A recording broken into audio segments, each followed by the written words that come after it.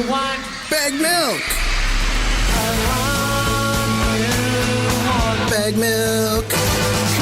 Baggedmilk. Oh, I swear. Oh, Baggedmilk. And I'm hungry like Baggedmilk. Morning, Baggedmilk.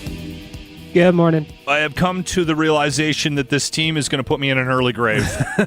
Yes. Yes, welcome to Oilers fandom. That's right. Yeah, the comebacks are a little stressful. Well, you know what?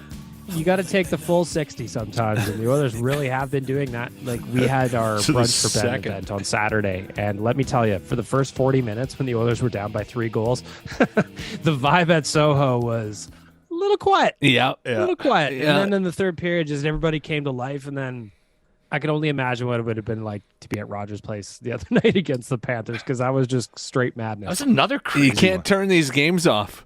No. Like on Saturday, I was kind of like, they're down 3-0. They don't really look like they have any life to them.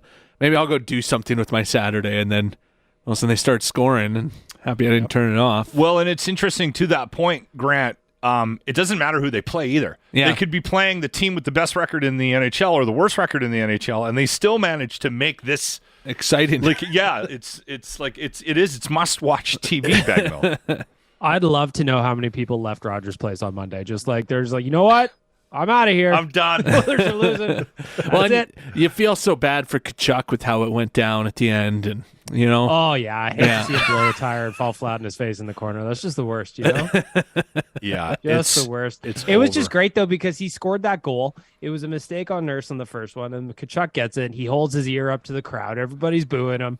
He loves it. And then to have it end on him falling in the corner, giving Connor and Leon, the 2 players in the league Yeah. you don't want to give a 2-on-1 in OT. Yeah. It's the best. I love it. Yeah.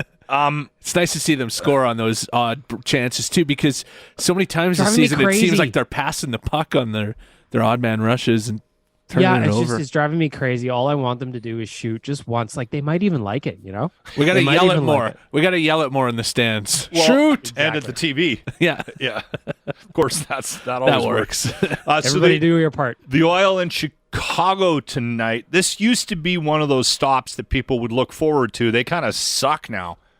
It's unfortunate. Well, then that's the thing that makes me most nervous, Locke, is that like there's this year with the Oilers, teams that you look at the schedule and you say, they got this, no problem. They should beat this team, no problem. Yeah. I feel good about it. Maybe even throw a couple of shekels down on the game, and then they just drop a turd in the punch bowl, and it's just so upsetting. So Chicago, like you said, is terrible. So you look at it on paper and you say, no problem. Oilers got this. But I've been an Oilers fan my entire life, and I'm a little smarter than that. And you can't trick me. So until the final buzzer goes and our boys are up by at least a goal, I am not getting overly confident about this game against Chicago. Well, they're calling it in Chicago. They're using the nuclear option tonight. They're putting Taves and Kane on a line together, so they'll probably have career nights or something. Yeah, probably. Yeah. Like Jujar Kara, I don't know when the last time he scored was, but he's probably due for one tonight against his former team. Yeah. It just seems like that's the way it goes, doesn't it? So I'm legitimately nervous. I'm legitimately nervous, even though this is the game the Oilers absolutely have to win. Ovechkin surpassing Gretzky, worth a mention for the most all-time road goals.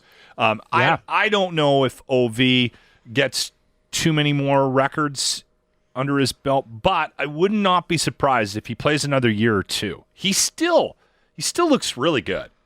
Yeah, he still does. fills the net. Like, I can't see him not breaking Gretzky's goal record. Like, I keep thinking he's going to slow down as he gets into the back half of his 30s, and he just doesn't. He just keeps filling the net, and no matter how long he's in this league, he keeps scoring from the exact same spot, and no one can stop it. It's amazing, actually, with Ovi. So I just... At first, I was very against him breaking Gretzky's record. Obviously, I'm an Oilers fan. I want that to stay here forever, but it just might be good for the game if Ovi does it. And just the way he's scoring, I just kind of think he's going to do it. He's 101 goals behind Wayne Gretzky. Yeah, so I wasn't. couple seasons he could do it. You think so, eh? Yeah, he keeps If scoring. he plays 3 more years, he probably does it. I was thinking he's going to get 2 for sure. How old is he right now? Alex, let me check. I think he's 34, 35. No, He's on the back half. 37 of his 30s. already. I was going yeah. to say he's 37. But he's only 8 away from Gordie Howe, so Yeah. Yeah. The Gretzky one's a little tough, though. right? 101. When did Gretzky pull the pin? How old was he? I don't know how old he was, but that was what? That was in 99, right? Like he had 65 points or something like that in his last year with the Rangers. He said probably one of those ones where he could have played more. He said he knew it was time. He was 38 when he retired. 38. He said he knew it was time to retire when guys started apologizing for hitting him. Like when he'd have the puck and somebody would check him and they'd apologize. He said, that's it's time.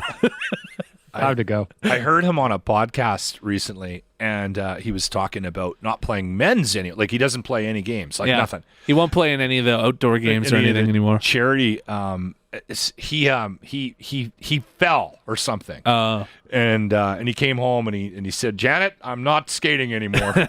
I'm not doing this. That hurt too much. I'll coach." Yeah, he'll coach. You could just stand there, have a casual 4 out of 10 buzz going all day. Yeah. Like that's what I'd be doing too. Like if I'm Wayne, 100%. There he is. So we got a later start too for a road game. Just a heads up on that one. Chicago 7:30. Edmonton Oilers. Baggedmilk, Oilers Nation. Thank you for your time. Thanks, boys.